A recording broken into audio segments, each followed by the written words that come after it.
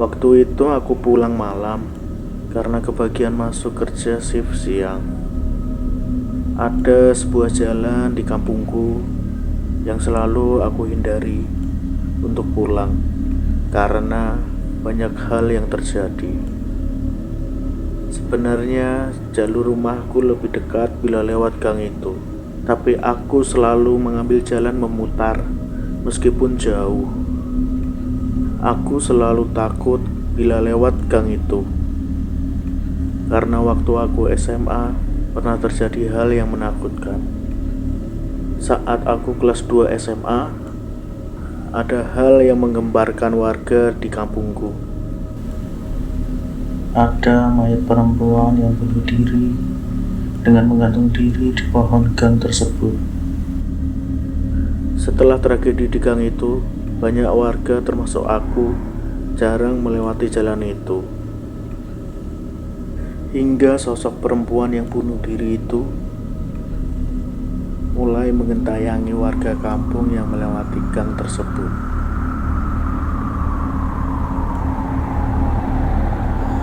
Pertama kalinya sosok itu muncul ketika ada seorang pemuda dari kampung sebelah ingin berkunjung ke rumah temannya yang berada di daerahku. Ia berjalan melewati gang itu. Saat sampai di depan pohon, tiba-tiba dia berhenti karena berasa dipanggil seseorang.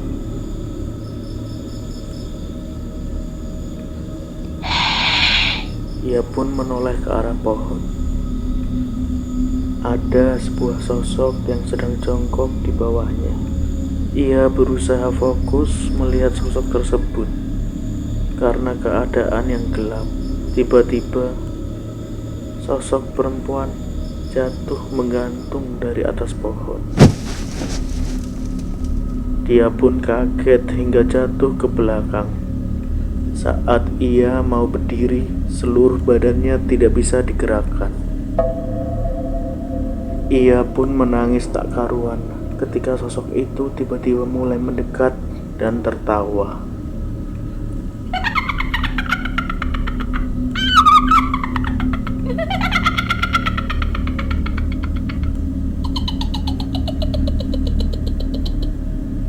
Pemuda itu pun jatuh pingsan dan ditemukan oleh warga saat ronda malam.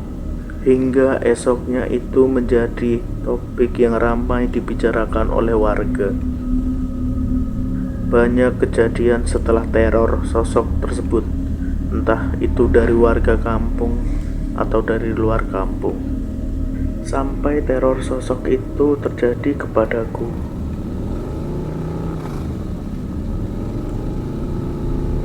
Waktu itu aku pulang kerja jam 8 malam karena mengambil lembur saat shift pagi. Karena badanku sudah cukup lelah dan mengantuk, aku memutuskan pulang lewat gang itu karena kurasa waktu itu belum begitu sepi dan masih ada yang lalu lalang melewati gang itu. Aku pun memberanikan diri lewat gang tersebut untuk cepat sampai rumah dan rebahan.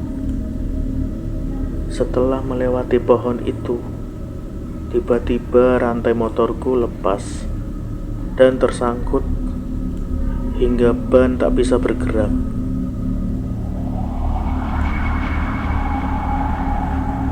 Aku pun akhirnya membetulkan rantai yang tersangkut itu. Saat aku memperbaiki rantai, tiba-tiba rasa merinding di sekujur tubuhku bergidik ngeri, sampai aku sadar bahwa pohon tempat terjadi tragedi itu tepat tidak jauh di belakangku. Aku pun mulai panik dan tergesa-gesa memperbaiki rantai sebelum terjadi sesuatu kepadaku.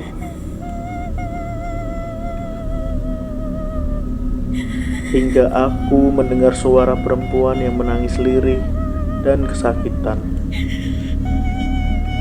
Aku pun berusaha cuek, pura-pura tidak mendengarnya, sampai suara itu berubah menjadi sebuah teriakan yang melengking tajam bersamaan suara jatuh di dekat pohon.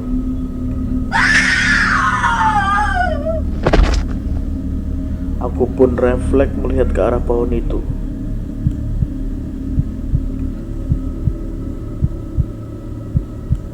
Dengan jantung yang berdetak kencang, aku melihat sosok itu tergantung di pohon dengan wajahnya yang pucat, mata yang melotot, dibarengi darah yang mengalir dan lidah yang panjang keluar dari mulutnya.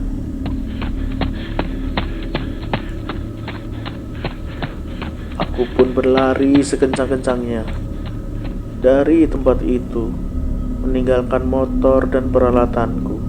Sesampainya aku di rumah, kakakku melihat diriku yang panik dengan wajah yang pucat.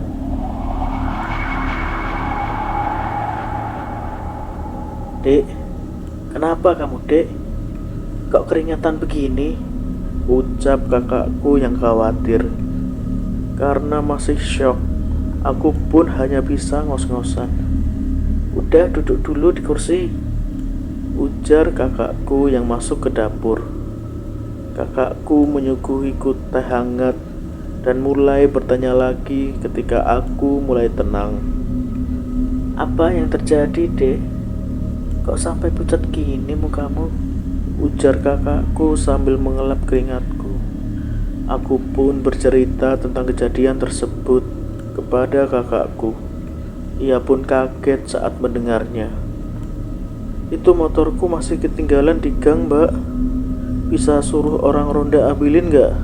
"Iya, nanti Mbak minta tolong sama yang ronda. Udah, kamu istirahat aja." Besoknya di pagi hari motor dan alat-alatku sudah kembali.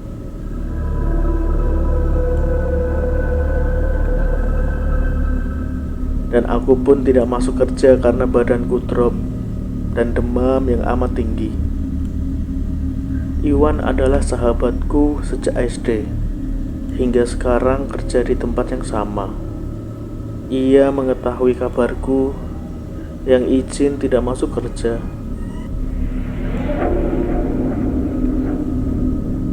Iwan datang menjengukku dengan maksud ingin tahu kenapa aku izin. Sesampainya Iwan datang ke rumahku, ia bertanya, "Kenapa kamu tadi gak masuk? Badan gua drop, Wan. Habis kena sawan." Akhirnya aku ceritakan semua kejadian yang menimpaku kemarin malam kepada Iwan.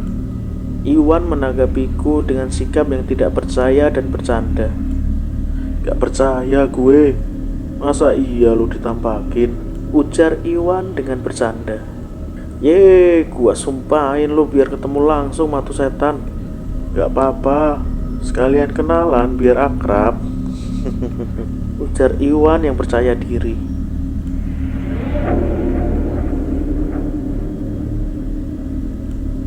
Setelah panjang lebar kami ngobrol hingga malam, Iwan pun pamit pulang karena besok harus kerja pagi.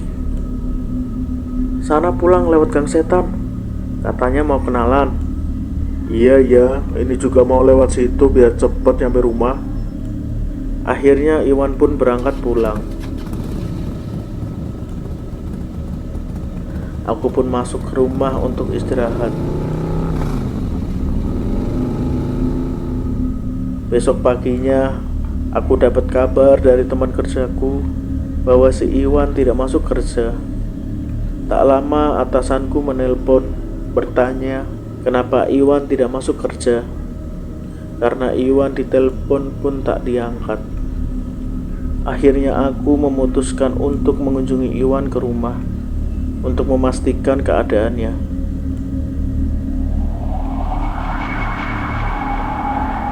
Sesampainya aku di rumah Iwan, aku melihat Iwan tergeletak di atas kasur dengan kondisi cukup mengkhawatirkan. Aku melihat tubuh Iwan penuh balutan perban di kepala, tangan, dan kakinya. "Bro, kamu kenapa? Kok bisa kayak gini?" "Iya bro, dapat musibah guanya." "Kena musibah di mana kamu, Wan? Parah kali ini." "Di jalan raya, keluar dari Gang Setan." "Ceritain kejadiannya kayak gimana." "Jadi gini bro, semalam sehabis pulang dari tempatmu, aku coba buat lewat Gang Setan.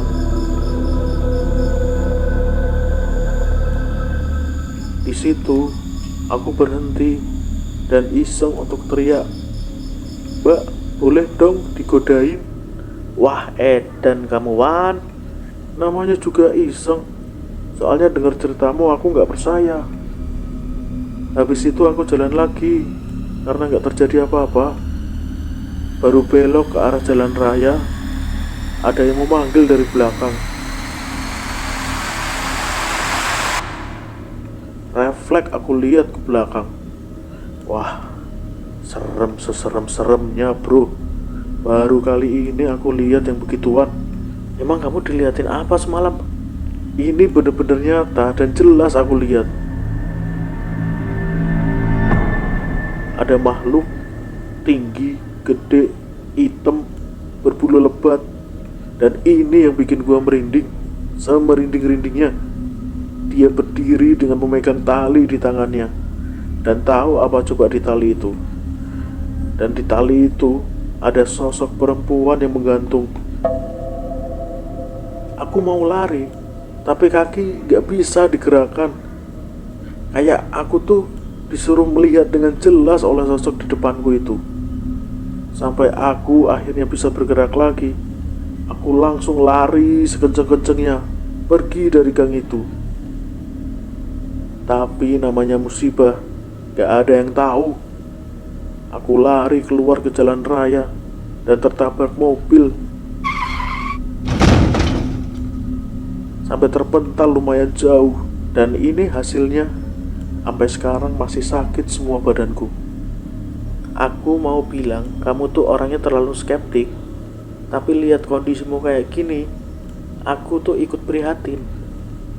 Lain kali jangan coba nantang-nantang kalau belum siap mentalmu, bro. Iya, gak lagi kok, gak lagi. Udah cukup ini buat pengingatku.